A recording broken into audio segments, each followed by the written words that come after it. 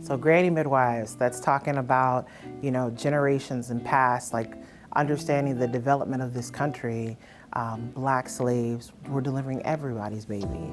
And even through the transitions of how Black folks have survived through slavery into Jim Crow and to even current day oppressions, with that transition we had the title of the Granny Midwife. And these were, elders that were delivering babies, more than delivering babies. They were important to their communities as far as the whole health of all of their families. The midwife was not just the person in the community who caught the babies. They were the person who also sat beside someone as they were leaving this earth. And so they were there through all of those cycles of life. The bigger difference between midwifery and general obstetrics is that our philosophy is very different about what the pregnancy experience is. We don't see it as a disease, something that we have to fix. We see it more so as a normal life transition that we have to support you through.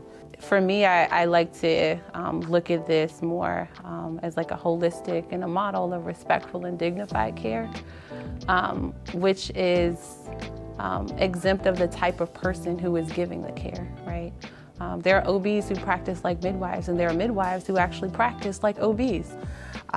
We utilize a lot more complementary medicine, alternatives. So we have thriving relationships with chiropractors, acupuncturists. We are not going to always say, like, here's some medication. We might say, try some papaya enzymes or other alternatives. When we think about that midwifery model, what we're talking about is a whole person model of care that is centered on informed choice, decision-making, and refusal. We're the experts at helping families have babies outside of the hospital, but a lot of midwives do help catch babies in the hospital. Midwifery is justice work when done with a lens of justice and a framework of justice. So when I think about the families in 7 and 8, I'm adding their 5, but in 7 and 8, primarily, I think about the fact that 2 hospitals closed east of the river.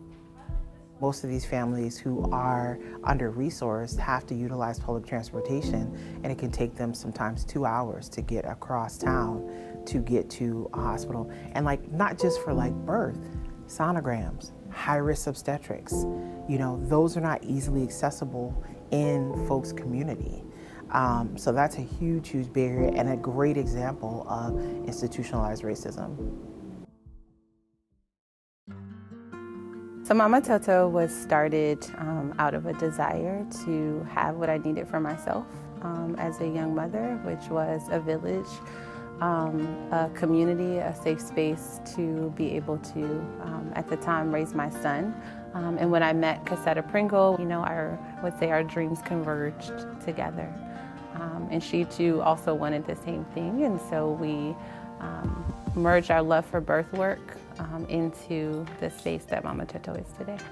So we have several workers who are currently working with us and over the years have worked with us after being clients of ours. And to me that tells that what we've done was important enough to them that they wanted to be able to do that and deliver those same services and supports to others in their community. We like to nickname ourselves Wakanda. Having, out of my full-time midwifery staff, 100% Black midwives taking care of a 95% Black birthing population is huge. Black joy to me looks like families having happy experiences through this life transition, really being able to enjoy their pregnancies, their births, everything from, holding a squishy baby at the end, no matter what way we had to work through to get to there, to continuing their care, breastfeeding. I don't think we talk about that enough. I think we put a lot of focus on all the negative, so really, really wanting to celebrate great birth stories, breastfeeding success, joy, happiness, partnership, relationships, all the good things that also come out of this experience.